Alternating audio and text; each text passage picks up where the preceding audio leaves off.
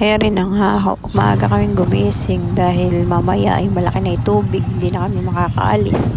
Kaya hinagahan namin yung alis. Kami pupunta ng Kalumpit at meron kaming gagawin.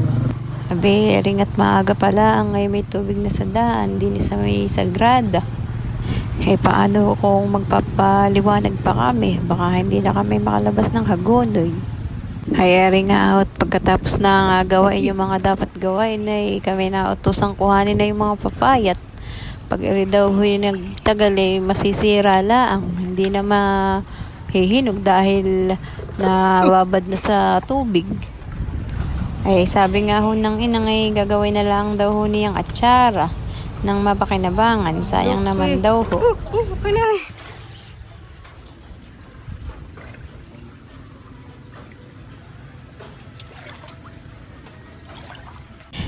Ring at pagkatapos na umuwi na rin kami. Dahil nga malaki tubig, wala namang masasakyan. Hindi rin kaya ng tricycle na pumasok din sa loob. Kaya walkathon ng ganap nain. May dalang papaya yung isa ay may dalang kahoy. Survivor Philippines daw ho. Parang pag mag-isa ako maglalakad din, hindi ko kaya. Baka magulat ka na lang, ay mililintaw din ang anaconda.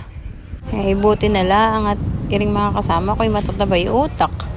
Naisipan na birahin na lang dahil lumulutang naman daw.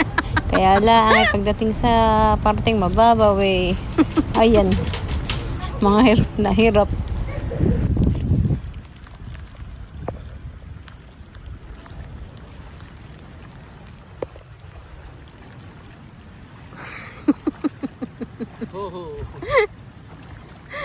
Hindi na mabira.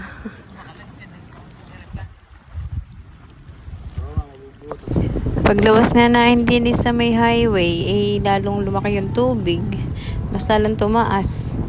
Din sa may Kalumpit. Hoy sa may MacArthur Highway, sa may papuntang Kalumpit. Ay kaya pa naman po ng mga tricycle, mga motor dahil hindi naman ganun kataas yung tubig. Nakakadaan pa po, marami pang dumadaan.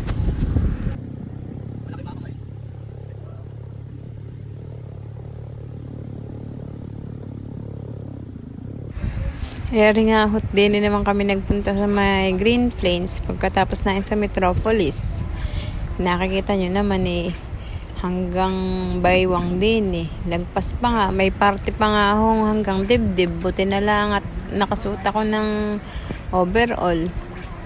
Dahil malayo-layo yung nilakad na yun sa Metropolis naiwan na si kuya sa tricycle at masakit na raw yung tuhod niya. Kaya kami na lang magjowa yung pumasok sa may Green Plains. Rin na nga hindi rin kami nagtagal sa loob at kami uuwi na rin. Dahil ring dalawang kasama ko alas 2 pala ang babad na. Alas 2 pala ang basa na. Aba yung itlog daw nila nanginginig na.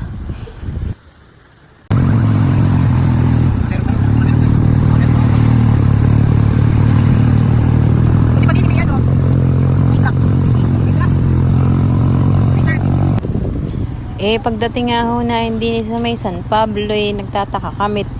Walang mga tricycle sa pilahan.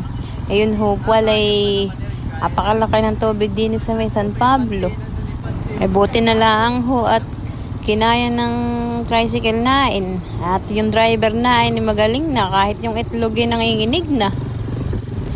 Ang alam kasi nain Katinaw kaya umuwi na rin kami. Hindi naman nain nakalain na yung tubig po pala sa bukid ng gagaling. Akala na yung high tide wala na.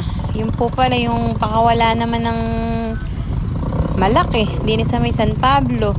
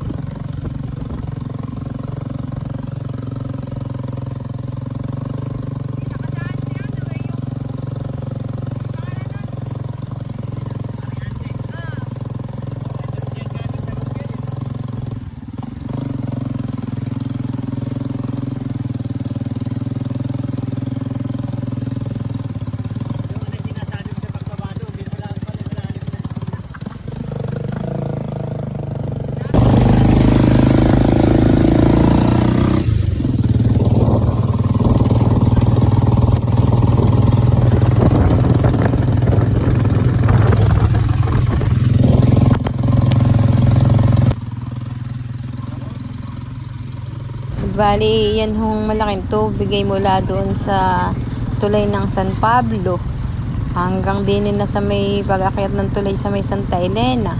Buti na nga laang ho at kinaya ng tricycle namin at kami naman ho ay nakauwi ng maayos. Salamat sa Panginoon at kinaya.